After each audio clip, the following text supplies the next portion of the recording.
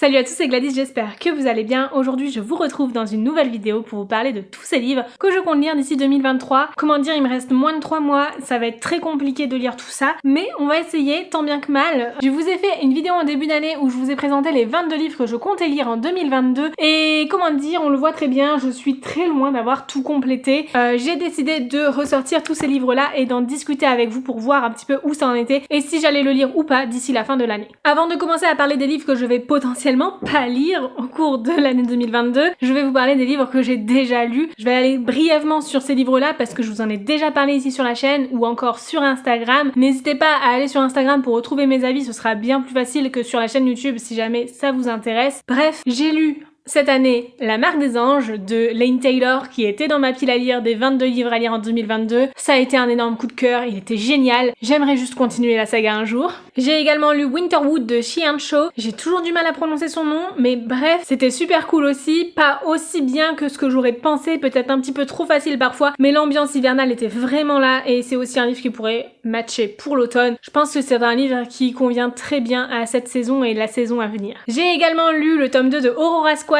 de Jay Kristoff et Amy Kaufman et je n'ai qu'une hâte, c'est de lire enfin le 3e tome de cette trilogie pour la terminer parce que surtout la fin de celui-ci est insoutenable. Bref, c'était trop cool. Une super lecture commune que j'ai faite avec Ali de la chaîne Ali des Livres et Kimi de la chaîne Kimi Collection. N'hésitez pas à aller faire un tour sur les chaînes des copines si jamais ça vous intéresse. J'ai aussi lu Le Faiseur de rêves de Laini Taylor qui du coup est un premier tome d'une duologie que j'ai hâte de terminer aussi. C'était pas aussi bon que ce que j'aurais pensé, c'était pas aussi prenant que ce que j'aurais pensé, mais c'était quand même super chouette et très poétique. J'adore la plume de Laini Taylor et j'ai hâte de lire le 2e tome donc du Faiseur de rêves, la muse des cauchemars pour finir cette duologie. Il était prévu dans ma pile à lire de l'année et j'ai lu non pas seulement le 1er tome de Storm and Fury, donc la saga Harbinger de Jennifer Lamontrout, mais toute la trilogie, bien. J'ai pas pu résister, franchement j'aime énormément cette saga, c'est probablement une de mes sagas préférées de l'autrice, qui est d'ailleurs une de mes autrices favorites, donc c'est pour dire à quel point le niveau est très élevé selon moi. Bref, j'ai adoré Storm and Fury, c'est le spin-off de Dark Elements. Je vous en ai déjà parlé plein de fois. Je vous invite vivement à lire cette histoire si jamais ça vous intéresse. Et le dernier livre que j'ai lu de cette fameuse pile à lire de 22 livres, c'était A Court of Mist and Fury, donc le 2e tome de la saga ACOTAR de Sarah J. Maas. Un 2e tome qui m'a complètement convaincue de lire la suite de la saga, contrairement au 1er tome. Et vraiment, j'ai qu'une hâte, c'est de me replonger dedans, de retourner dans cette histoire parce que c'était trop bien et tout ce que je recherche en roman de Tessie. Et donc voilà où on en est. Je vous ai présenté 6 livres sur les 22 livres que je comptais lire. C'est trop peu selon moi, en tout cas bien trop peu pour que je puisse finir tous les autres d'ici la fin de l'année, sachant que j'ai plein d'autres livres qui me font encore plus envie maintenant parce qu'il y en a énormément qui sont arrivés dans ma pile à lire entre temps. Donc on va faire le tour de tout ça et je vais les classer entre les livres que je ne vais pas lire finalement, les livres que je lirai plus tard et les livres que je vais essayer de me motiver de lire là sur les 3 derniers mois qui me restent. Alors le premier livre que j'ai attrapé, c'est Un pied dans la tombe, le 2e tome de Chasseuse de la nuit de Gillian Frost. C'est une histoire dont j'ai vraiment eu beaucoup de mal avec le 1er tome, c'était bien mais sans plus, il y avait beaucoup de choses qui m'ont dérangée. Je me suis demandé pendant très longtemps si j'allais pas lui donner une 2e chance avec le tome 2 et honnêtement je pense que non parce que il y a plein d'autres livres qui me tentent encore plus. J'ai plein d'autres vidlits qui me font bien plus envie que celle-ci, donc voilà, le 1er tome n'est pas passé, je vais peut-être m'arrêter là pour cette histoire, ce qui est dommage parce que j'avais acheté de nombreux tomes sur Vinted d'un coup, mais c'est pas grave, je trouverai peut-être un acheteur en les revendant ou au pire des cas je les déposerai en boîte à livres. Je pense que je ne continuerai pas cette saga. Le 2e livre que j'attrape ici, c'est L'année de grâce de Kim Lee-Jet, donc qui est publié chez Casterman, un livre que j'avais reçu en cadeau d'anniversaire l'année dernière et que je n'ai toujours pas lu. J'aimerais vraiment le lire, honnêtement. D'ici la fin de l'année, ça me semble un petit peu compromis, mais je le laisse de côté parce que j'aimerais vraiment le lire très rapidement. Je pense qu'il peut être vraiment pas mal en plus pour l'automne, donc peut-être éventuellement au cours du mois de novembre, mais je ne sais pas, je le mets un petit peu de côté. Ensuite, j'ai La Cité de Laiton, le 1er tome de la trilogie d'Aevabad de S.H. Chakraborty. C'est ici une fantaisie orientale que j'aurais aimé lire pendant l'été, honnêtement. Je sais très bien que c'est pas trop le genre de lecture que j'ai envie de faire là tout de suite, donc celui-ci je le garde plutôt pour 2023. J'ai le 3e tome de la trilogie Serpent and Dove de Shelby Maureen que j'aimerais vraiment lire d'ici la fin de l'année. J'aimerais pouvoir le caser dans le challenge Frisson d'octobre, mais je ne suis pas certaine parce que j'ai d'autres livres qui me font envie aussi dedans. D'ailleurs, je pense que L'année de grâce peut rentrer dedans aussi pour le côté féminisme. Bref, comment dire, celui-ci je vais essayer de le lire d'ici la fin de l'année. Franchement, je l'ai déjà mis dans une pile à lire cet été. Je l'ai pas lu à ce moment-là, donc j'aimerais vraiment le lire d'ici la fin de l'année. J'ai Low Forêt de Alexandra Bracken, je crois, j'ai pas besoin de vérifier, c'est bien ça, c'est Alexandra Bracken. Ici c'est une histoire que je garderai plutôt pour 2023 parce que je me sens pas trop dans le mood de le lire là tout de suite maintenant. The Once and Future Witches de Alexis Harrow qui sort très prochainement en français. Autant dire que c'est un livre que j'ai envie de lire prochainement, mais peut-être que du coup j'opterai pour la VF puisque la VO est restée dans ma palle pendant très longtemps et m'a fait très peur finalement. Honnêtement c'est un livre que je vais essayer de lire mais je ne suis pas convaincue de le lire d'ici la fin de l'année. Ensuite j'ai Un Royaume de chair et de feu, donc le deuxième tome de From Lananash, Le sang et la cendre en français de Jennifer Lamanchout, un livre qui me tente énormément, mais je m'étais dit que j'allais relire le premier tome en français avant de lire le tome 2, donc ce sera pas pour tout de suite, celui-ci je le garde plutôt pour 2023. J'ai également Le Lys de feu, donc La prophétesse de Jacqueline Binson. Le deuxième tome est sorti il y a pas très longtemps. Honnêtement, j'aimerais le lire assez rapidement, mais je suis pas sûre non plus de pouvoir le lire dans les 3 prochains mois, mais j'aimerais le lire au moins début 2023. Je pense que c'est un livre qui peut être vraiment très chouette à lire en plein hiver, donc voilà, pour moi c'est clairement le genre de livre à lire quand il pleut dehors, et chez moi il pleut tout l'automne et tout l'hiver, donc au moins dire que je vais avoir l'embarras du choix de jours pour pouvoir me poser pour le lire, ce sera sûrement cet hiver. J'ai également Stalking Jack the Ripper, donc de Kerry Maniscalco, un livre qui me tentait beaucoup à un moment donné, et qui finalement plus ça va, moins il me tente. Je pense que c'est vraiment pas trop mon genre, et du coup je risque de pas trop l'apprécier. En plus de ça,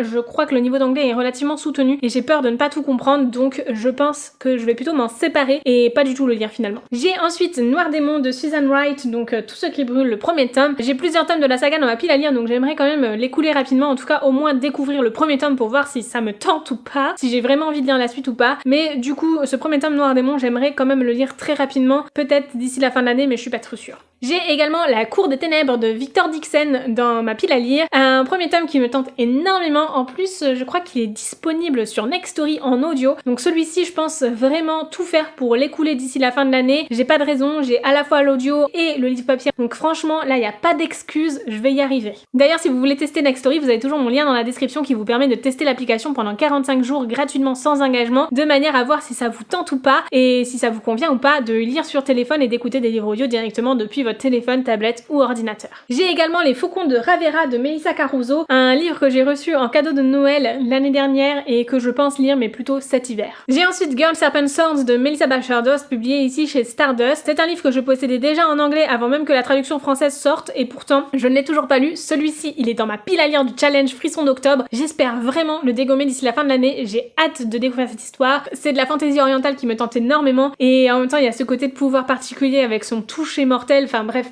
je veux le lire. A Silent Voice, encore. Ce livre là, à chaque fois j'attends toujours la rentrée scolaire pour le lire, et jamais à la rentrée scolaire je le lis. L'année dernière j'avais attendu cette période là pour le lire, cette année j'ai re-attendu cette période là pour le lire et je l'ai encore pas lu. Je lui laisse encore une chance l'année prochaine je pense, mais là ça va pas trop le faire pour cette année. Et pour finir j'ai 2 livres de V.E. Schwab, l'un d'entre eux Shades of Magic qui est un premier tome de saga que je garde du coup pour 2023 parce que j'ai pas trop envie de me lancer dans une nouvelle saga là tout de suite, sachant que voilà, je n'aurai pas le temps de lire les tomes suivants, mais en tout cas c'est une histoire qui me tente énormément et que j'ai hâte de découvrir. Et j'ai également La Vie invisible d'Adi Larue que j'aimerais lire très prochainement, de préférence là dans les 3 prochains mois, parce qu'il y a aussi l'édition Relié Collector qui sort courant octobre, et honnêtement je suis pas sûre de pouvoir le lire avant, mais j'aimerais bien, parce que j'aimerais savoir si j'achète le collector pour vraiment faire ma collection ou juste pour un craquage. C'est vrai que si j'aime énormément l'histoire, j'aurais pas de raison de ne pas l'acheter. Par contre, si je suis un petit peu plus mitigée sur ma lecture, peut-être que je ne l'achèterai pas, ça vaudra peut-être pas le coup d'avoir un format collector aussi beau soit-il si la lecture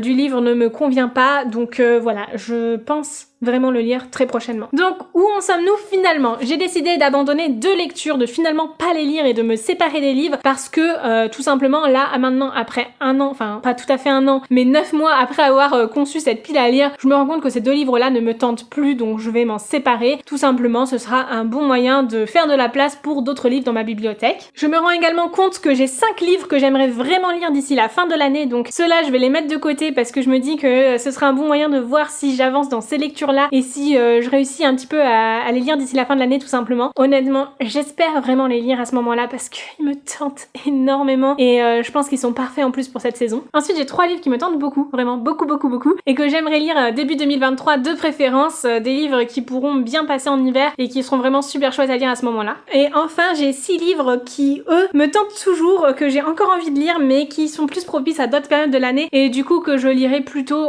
courant 2023. En tout cas, je les laisse là bon en fait je dis 2023 mais peut-être que ce sera plus tard encore parce que entre temps il y a plein d'autres livres qui sont arrivés dans ma pile à lire et qui me font encore plus envie que tout cela, ou du moins autant envie, et bref j'ai envie de tout lire et c'est toujours mon éternel problème, j'ai pas le temps de tout lire et c'est bien embêtant. Voilà donc pour cette vidéo, j'espère sincèrement que ce bilan sur où j'en suis dans les 22 lectures que j'avais prévues pour 2022 vous a plu. Honnêtement comme on le voit j'ai beaucoup lu en 2022 puisque j'en suis à plus de 70 livres, mais je n'ai lu quasiment que des nouvelles parutions et je n'ai pratiquement rien lu de ma pile à lire initiale, sachant qu'en plus ces 22 livres là étaient qu'une simple sélection de ma pile à lire et j'ai encore plus de livres que ça à lire. Bref, je suis loin d'atteindre cet objectif que je m'étais fixé en début janvier. En tout cas, je suis bien contente d'avoir fait un petit point dessus pour voir où j'en suis et qu'est-ce qui me tente encore à l'heure actuelle. J'espère donc sincèrement que cette vidéo vous aura plu. N'hésitez pas à me dire quels sont les livres que vous comptez lire d'ici la fin de l'année dans les commentaires. Et sur ce, je vous fais de très gros bisous, je vous souhaite de très belles lectures et je vous dis à très bientôt dans une nouvelle vidéo. Ciao!